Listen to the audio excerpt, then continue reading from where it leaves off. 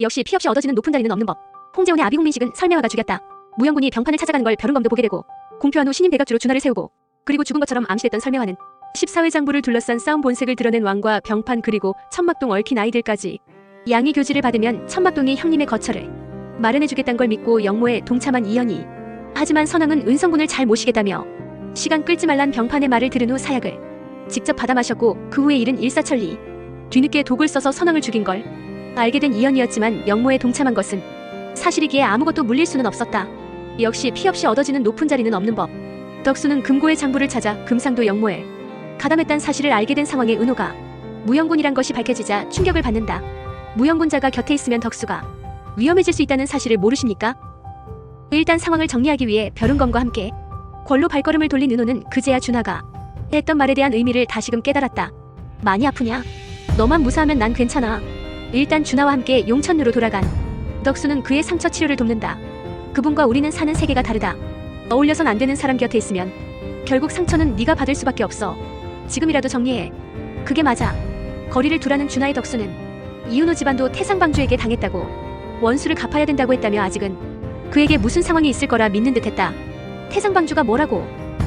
그것보다 준하는 생각지 못한 아버지가 언급되자 당황해하는데 운명의 여인이니 가족에 대해서도 알아야 하지 않냐며 홍민식의 죽음에 대해 묻는 준하. 홍제원의 아비 홍민식은 설매화가 죽였다. 뒤늦게 내가 도우려고 달려갔을 때는 이미 모든 것이 끝나 있었다. 너무 늦은 거지. 근데 왜 설매화가 범인임을 알고도 계속 용천루에 두신 겁니까? 재훈이가 말해주기 전까지는 나도 몰랐다.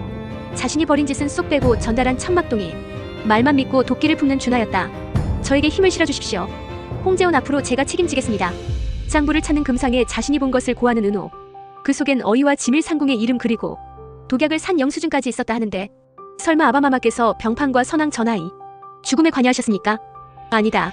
그건 절대 아니다. 형님을 설득해 양의 교지를 받기로 했었다. 저놈들이 형님을 독살할 줄은 나도 몰랐다. 그때 막으셨어야죠. 그 장부 때문에 한 집안이 무너졌습니다. 한 집안? 홍민식이 말이냐? 그의 여식이 그동안 어떻게 살아왔는지 아십니까?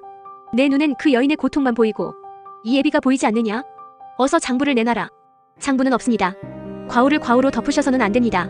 은호는 이제라도 자신이 바로 잡겠다 하지만 금상은 은호를 처소에 가두라 지시하고 벼룬검에겐 용천루에서 장부를 찾으라며 누구든 가지고 있으면 죽여라 명했다. 은호는 호위무사의 도움을 받아 탈출하고 덕수가 가져간 장부를 챙겨가려고 하다가 덕수에게 딱 들켜버린다. 고작 그것 때문이었습니까? 전부 장부 때문에. 그제야 은호는 금상이 살수를 움직였다며 장부를 가지고 있으면 위험하다 변명하는데 상관하지 마십시오. 저의 일입니다. 두 번 다시 제 앞에 나타나지 마십시오. 보았다가 그냥 가려는 것을 본 덕수는 도끼 눈으로 볼 수밖에. 같이 하자. 다시는 너를 혼자 두고 가지 않을 것이다. 방금 그냥 가려고 하셨잖아요. 난 절대로 포기하지도 멈추지도 않을 거야. 내 아버지에게 칼을 겨누게 될 수도 있어. 근데도 나를 돕겠다고? 그래야 막을 수 있으니까. 너를 돕는 길이 내 아버지가 더 이상 잘못을 저지르지 못하게 하는 유일한 방법이니까. 끝까지 돕겠다는 은호의 덕수는 계획을 공유하며 미끼가 되어달라 한다. 장부를 노리는 셋이 싸우다 자멸하게 하자고 무영군의 행방을 찾아라. 그놈이 장부를 가져갔다. 일단 덕수는 천막동이 자신을 의심하지 않도록 시선을 무영군에게로 돌렸다. 그리고 무영군은 장부를 병판에게 넘기는데 물론 필사된 가짜 장부이지 않을까? 천방주를 없애야겠소. 아바마마와 왕실을 지켜야겠습니다. 병판의 외손 선양군도 왕실의 자손 아니오. 무영군이 병판을 찾아가는 걸 벼룬검도 보게 되고 덕수의 계획대로 병판이 첩표적이 된다. 준하가 태상방주님의 아들이라고요?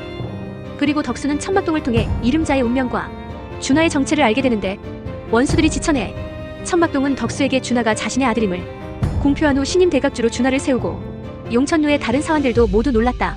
넌 내 아버지에 대해 오해하고 있다. 홍덕수. 실망한 듯한 표정의 덕수에게 해명하려는 준하였지만 오해는 네가 하고 있어 안 통해요. 신임 대각주가 된 뒤 준하는 다른 사람이 된 것 마냥 다른 행보를 이어갔다.